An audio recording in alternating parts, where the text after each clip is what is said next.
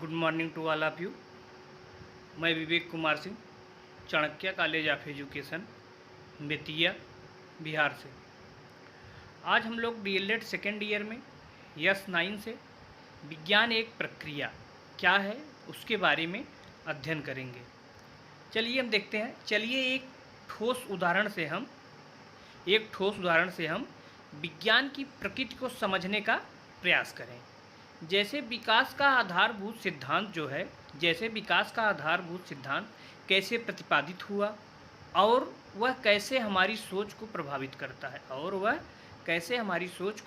करता है, इस संदर्भ में हम प्रकृति विज्ञानी चार्ल्स डार्विन और उनके खोज के बारे में पढ़ते हैं। बचपन से ही जो है डार्विन महोदय प्राकृतिक परिघटनाओं एवं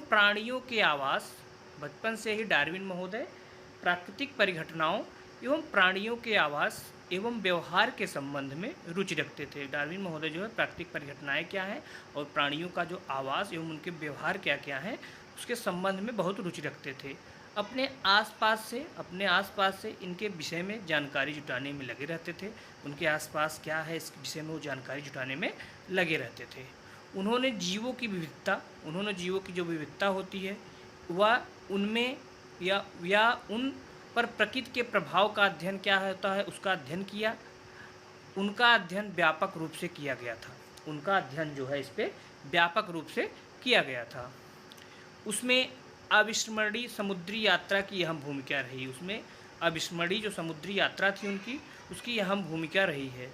सन 1831 में डार्विन महोदय को इंग्लैंड से अमेरिका होते हुए पृथ्वी के कई महाद्वीपों की सैर करने का मौका मिला। डार्विन महोदय को 1831 ईस्वी में इंग्लैंड से दक्षिण अमेरिका होते हुए पृथ्वी के कई महाद्वीपों की जो है सैर करने का मौका मिला। इसमें बीगल जहाज का नाम है का सफ़र जो है इन्होंने 27 दिसंबर 1831 से शुरू होकर बीगल का जो सफ़र था समुद्री जहाज का नाम है 27 दिसंबर 1831 से शुरू होकर 2 अक्टूबर 1836 में ख़त्म हुआ। उसका सफ़र कब से कब तक का था? 27 दिसंबर 1831 को शुरू हुआ और वह 2 अक्टूबर 1836 ईस्वी तक में ख़त्म हुआ। अपने सफ़र के दौरान जो है दक्षिण अमेरिका के इक्वेडोर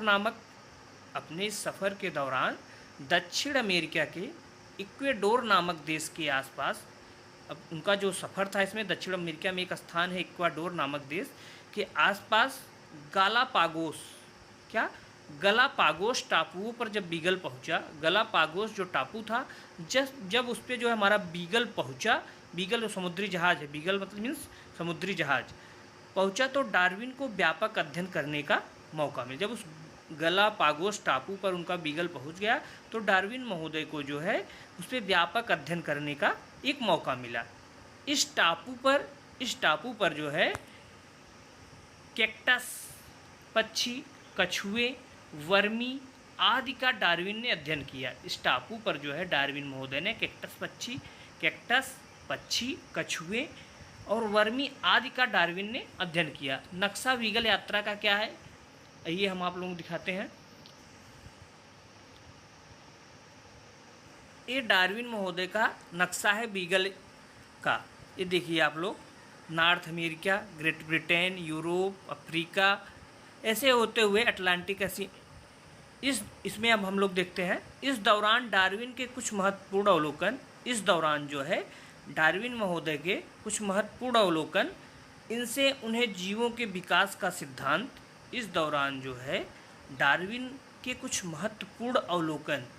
जिनसे उन्हें जीवों के विकास का सिद्धांत प्रतिपादित करने में सहायता मिली। इस दौरान डार्विन महोदय कुछ महत्वपूर्ण अवलोकन था जिससे उन्हें जीवों के विकास का सिद्धांत प्रतिपादित करने में सहायता मिली। किस प्रकार था? सफ़र के दौरान जो है समुद्री पानी के नमूनों में उन्हें कई जीव दिखे। उन्हें अद्भुत खाद्य श्रृंखलाएं नजर आई। इस सफ़र के दौरान जो है डार्विन महोदय को समुद्री पानी के नमूनों में उन्हें कई जीव दिखे, उन्हें अद्भुत खाद्य श्रृंखलाएं नजर आईं। दूसरा पॉइंट हमारा दूसरा क्या चीज़ है, उष्णकटिबंधीय जंगलों के कई विविध प्रकार के प्राणियों, उष्णकटिबंधीय जो जंगल थे उसमें कई प्रकार की प्राणियों और उनके आवास का अवलोकन डार्विन ने पहली बार किया। उष्णकटिबंधीय जंगल जो थे उसमें कई विविध प्रकार के प्राणियों और उनके आवास का अवलोकन जो है डार्विन महोदय ने पहली बार किया था। उन्हें समुद्री जीवों के कुछ जीवाश्म, डार्विन महोदय को समुद्री जीवों के कुछ जीवाश्म ऐसे स्थानों से मिले, उन्हें समुद्री जीवों के कुछ जीवाश्म जो है ऐसे स्थानों से मिले जिससे वे अचरज में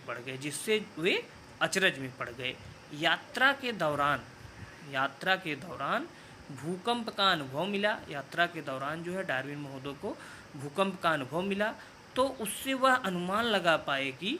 तब उन्होंने यह अनुमान लगा पाया कि भूकंप से महाद्वीप व महासागर में परिवर्तन हुए हैं। अतः किसी जगह पाए जाने वाले जीव कहीं और पाए जाने लगे। भूकंप का अनुभव उन्हें यह मिला, उन्होंने अनुमान क्या लगाया, भूकंप से महाद्वीप व महासागर में परिवर्तन हो गया, अतः किसी जगह पाए जाने वाले जो जीव थे वो कहीं और पाए जाने लगे। निरंतर चलने वाली प्रक्रियाओं के कारण, अगला पॉइंट हमारा है, निरंतर चलने वाली प्रक्रियाओं के कारण पृथ्वी की सतह पर परिवर्तन आते। डार्विन महोदय ने और क्या देखा, निरंतर जो चलने वाली प्रक्रियाएं हैं उसके कारण पृथ्वी की सतह पर परिवर्तन आते हैं। निरंतर चलने वाली प्रक्रियाओं के कारण जो है पृथ्वी की सतह पर परिवर्तन आते हैं। विशालकाय विलुप्त स्तनधारियों, सरीसृपों इत्यादि के जीवाश्मों से उन्हें पता चला कि विशालकाय विलुप्त स्तनधारी जो थे सरीसृपों इत्यादि के जीवाश्मों से उन्हें पता चला कि पूर्व के जीव एवं वर्तमान के जीवों में भिन्नताओं के साथ साथ समानताएं भी हैं। इत्यादि जीवाश्मों से उन्हें पता चला कि पूर्व के जीव एवं वर्तमान के जीवों में भिन्नताओं के साथ साथ जो है समानताएं भी हैं। अब डार्विन महोदय ने क्या देखा, डार्विन ने जीवाश्मों के अध्ययन में यह बताया कि जीवाश्म जो है पूर्व तथा वर्तमान में पाए जाने वाले जीवों के आपसी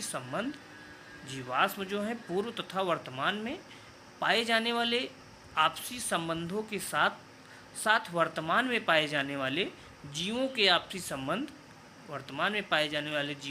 संबंध दर्शाने वाली महत्वपूर्ण कड़ी है। कई जीवों में संबंध दर्शाने वाली महत्वपूर्ण कड़ी है। कई जीवों में कई प्राकृतिक इलाकों के विस्तृत अध्ययन के पश्चात ही डार्विन महोदय जो है अपने अवलोकनों को सूचीबद्ध कर पाए थे। यानी हम यह कह सकते हैं कि अवलोकन करना और परिकल्पना बनाना वैज्ञानिक प्रक्रिया का अभिन्न अंग है। अवलोकन करना और परिकल्पना बनाना जो है वैज्ञानिक प्रक्रिया का अभिन्न अंग है। इसी से हमें यह भी आभास मिलता है कि कारण कारक संबंध बनाने का निरंतर प्रयास चल रहा है। इसी से हमें यह भी आभास मिलता है कि कारण कारक संबंध बनाने का निरंतर प्रयास चल रहा है। इसमें क्या है, सामान्य गतिविधियों से नमूनों का अवलोकन और फिर उनका विश्लेषण विज्ञान की आवश्यकता है। सामान्य गतिविधियों से नमूनों का जो है अवलोकन और फिर उनका विश्लेषण विज्ञान की आवश्यकता है। और यह भी आवश्यक है कि किसी एक ही वस्तु या स्थान का प्रक्षेपण, किसी एक ही वस्तु या स्थान का प्रेक्षण पर्याप्त नहीं होता है। प्रेक्षण जो है पर्याप्त नहीं, पुष्टि के लिए वैज्ञानिक जांच भी आवश्यक है। पुष्टि के लिए जो है वैज्ञानिक जांच भी आवश्यक है। और क्या है इसमें, वैज्ञानिक अध्ययन का प्रथम चरण विषय वस्तु का सूक्ष्मतम, वैज्ञानिक अध्ययन का प्रथम चरण विषय वस्तु का सूक्ष्मतम एवं सावधानी से अवलोकन करना है। विषय वस्तु का सूक्ष्मतम एवं सावधानी से अवलोकन करना है। अवलोकन के आधार पर परिकल्पना बनाई जा सके, अवलोकन के आधार पर जो है परिकल्पना बनाई जा सके और फिर उसे जांचा जा सके। डार्विन ने अपने सफ़र के दौरान जीव जंतु पानी के नमूने, जीव